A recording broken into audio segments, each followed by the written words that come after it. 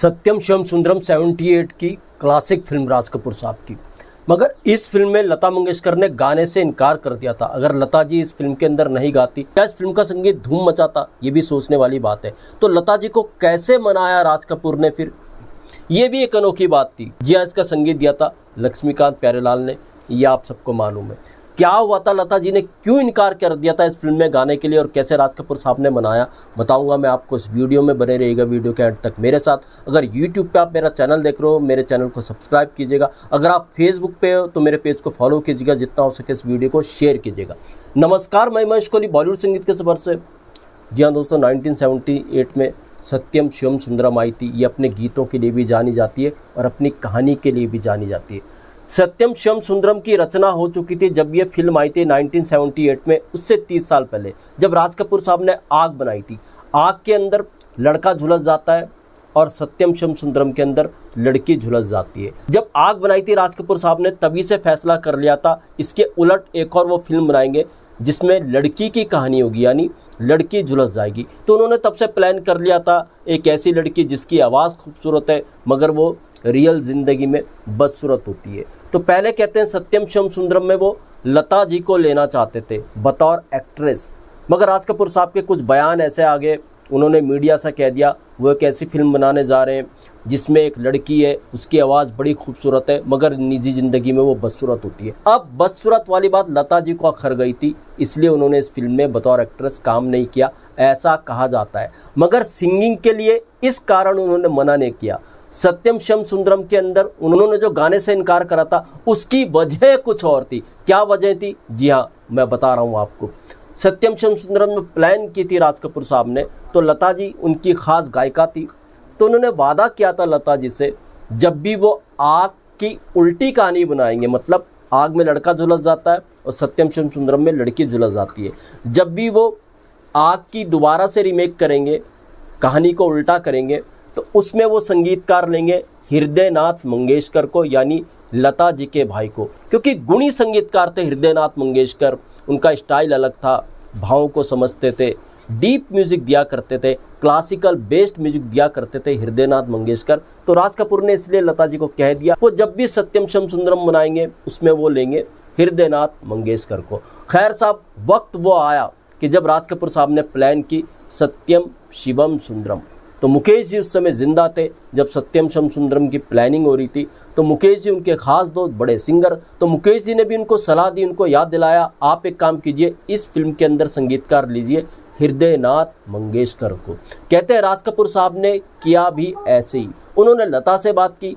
कहते हैं लता ने बड़ी मुश्किल से मनाया अपने भाई हृदयनाथ मंगेशकर को कि वो इसमें संगीत दे, वो तैयार नहीं हो रहे थे। राज कपूर साहब कमर्शियल डायरेक्टर, प्रोड्यूसर, तो हृदयनाथ मंगेशकर अलग हट के संगीत दे रहे थे, उन्होंने मना किया। कहते हैं लता जी ने बड़ी मुश्किल से हृदयनाथ मंगेशकर को इस फिल्म में संगीत देने के लिए राजी किया। खैर साहब, जब फिल्म पर काम आगे बढ़ना शुरू हुआ तो फिल्म डायरेक्टर प्रोड्यूसर से नहीं चलती, डिस्ट्रीब्यूटर्स का भी इसमें हाथ होता आगे बढ़ाने के लिए। तो राज कपूर साहब को प्रॉब्लम्स आना शुरू हुई संगीत को लेकर के, क्योंकि डिस्ट्रीब्यूटर्स के दिमाग में था लक्ष्मीकांत प्यारेलाल, बॉबी में वो हिट संगीत दे चुके थे राज कपूर के लिए। तो कहीं ना कहीं डिस्ट्रीब्यूटर का दबाव था राज कपूर साहब के ऊपर कि वो लक्ष्मीकांत प्यारेलाल जैसे कमर्शियल म्यूजिक डायरेक्टर को लिए कमर्शियल संगीत चाहिए सत्यम शिवम सुंदरम के अंदर। और राज कपूर साहब भी संगीत को लेकर कोई रिस्क नहीं लेना चाहते थे। अब हुआ क्या, हृदयनाथ मंगेशकर के लिए वो मना कैसे करें, लता जी से वो वादा कर चुके थे। अब यहीं से एक नई कहानी की शुरुआत होती है। लता जी जब विदेशी दौरे पे गई म्यूजिक कंसर्ट के लिए, तो राज कपूर साहब ने रिप्लेस कर दिया हृदयनाथ मंगेशकर को और लक्ष्मीकांत प्यारेलाल को इस फिल्म के अंदर लेके आए। लता जी की मौजूदगी में करते तो बात और बढ़ती, उन्होंने कहा बाद में लता जी को मना लेंगे। 3 लता जी जब विदेश से वापस आई हिंदुस्तान और उनको ये सब जब पता चला तो उनको बड़ा गुस्सा आया, राज कपूर साहब ऐसा कर कैसे सकते हैं। उन्होंने ऐलान कर दिया वो सत्यम शिवम सुंदरम के लिए नहीं गाएंगी।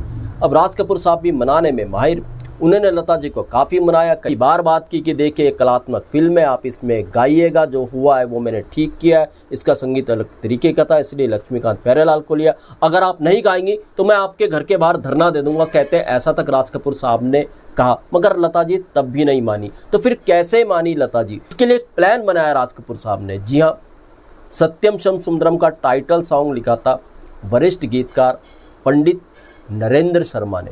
और पंडित नरेंद्र शर्मा लता जी के बड़े क्लोज थे। लता जी इनको पिता के समान मानती थी, पिता का दर्जा देती थी।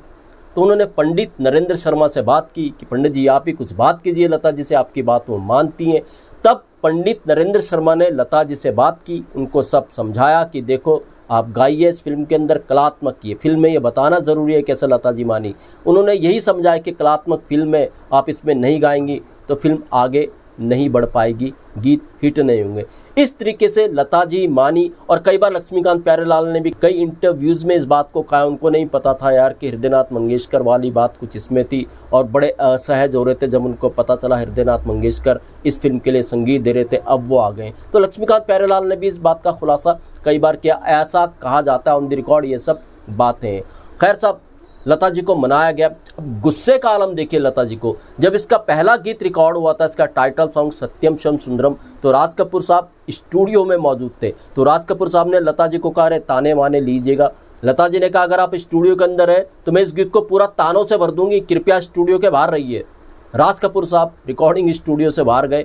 उनकी अनुपस्थिति में लता जी ने सत्यम शम सुंदरम के टाइटल ट्रैक को रिकॉर्ड किया। इसके बाद लता जी ने और भी गीत गाए सत्यम शम सुंदरम के, सारे गीत नायाब साहब, भोर भये पनघट पे, हुई जो उनके आने की हाट, और भी गीत थे, यशोमती मैया से बोले नंदाला, कया कमाल के गीत दिए। और मुकेश जी का भी इसमें जो गीत था वो उनकी ज़िंदगी का आखिरी गीत था, चंचल शीतल निर्मल कोमल। उनके मरने के बाद नितिन मुकेश जी को भी इस फिल्म में गीत मिला, तू औरत है वो महबूबा।